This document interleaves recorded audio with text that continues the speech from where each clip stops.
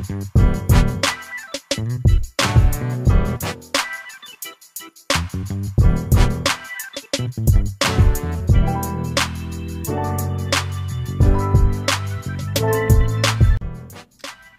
Tuesday, Motivation Movers. It's your girl, the one and only Coco Renee. Yes, it is another Tuesday. God is good because we survived the whole week, y'all. And it's so crazy how the time is just flying by. I feel like I just did this and here it is another Tuesday. So I'm glad I don't do these every day because I would be like so burnt out right now trying to serve you guys so much information in such a short period of time. But God is good. I'm here. Welcome back to another Tuesday of the Coco Renee Motivation Movement.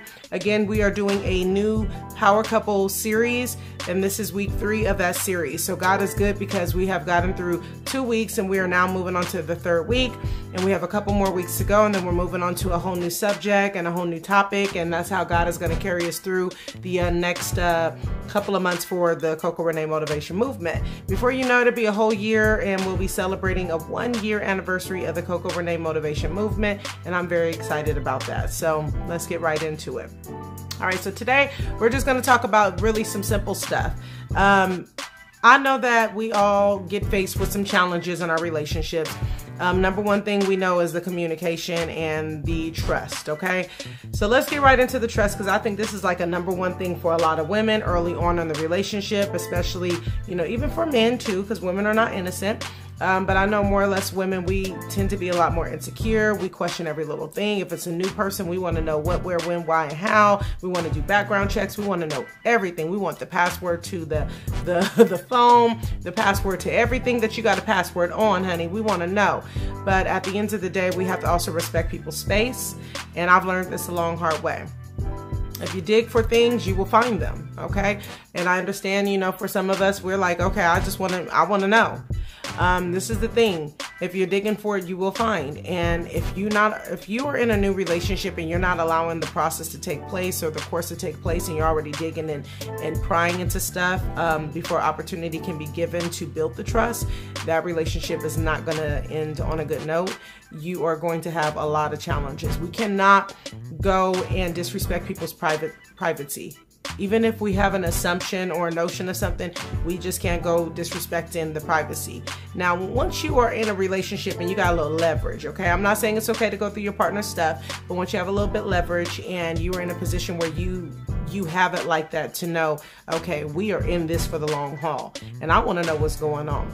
I'm not saying to go pry and go check in, and I'm not saying for you to go snooping. I'm not saying not to, but what I am saying is do it with a little bit of ease and a little bit of respect, okay? I don't like somebody going through my stuff. I'm sure you wouldn't want someone going through your stuff either. Even if you're innocent, it just is such a violating feeling. It's very invasive for someone to go through your stuff. And even if they're not being truthful and honest and you feel that strong about it, then you need to reevaluate the situation. However, if you really don't have a core reason, there's really not proof. You're just going through some insecure issues from in the past. You're feeling some type of way about the situation, and now you are kind of bringing that into your new relationship. You got to take a moment.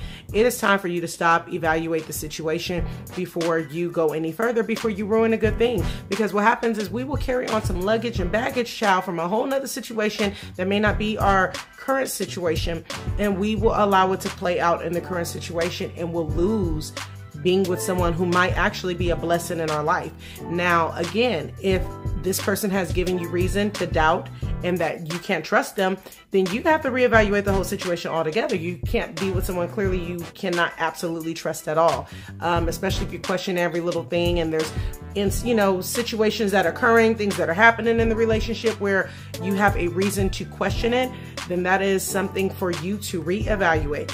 We don't want to be in a relationship with someone where we have to constantly check every little thing. We have to constantly question every little thing. We have to constantly think, are they lying to us?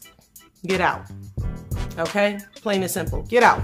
Don't drive yourself crazy. Why stress yourself over someone that you have to continue to chase behind and figure out if this is the situation for you?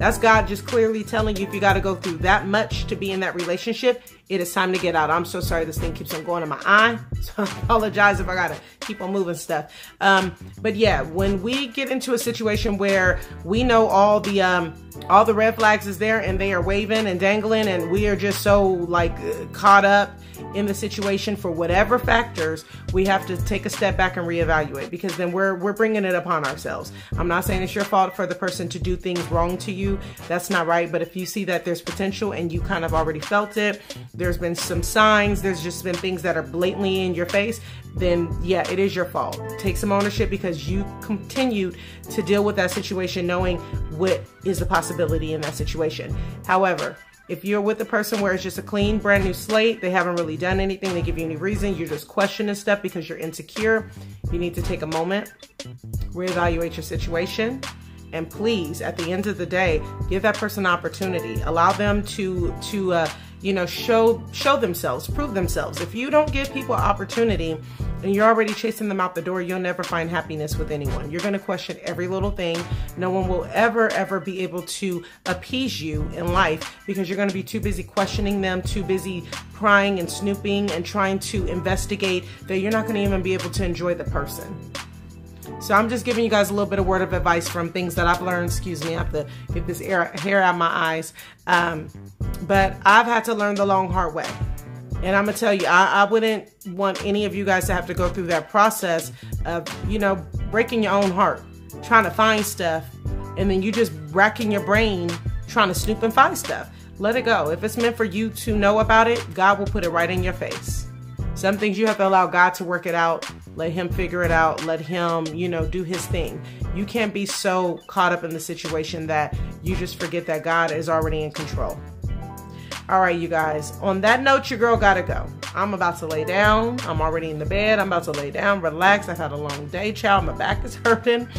But I wanted to make sure that I reach out to you guys to deliver the message, and just make sure that you guys are off to a beautiful, blessed week. Continue to pray. Continue to keep God first and foremost in everything that you do, and you will be okay. You will make it out okay. All right, y'all. Until next time, y'all stay blessed. Toodles.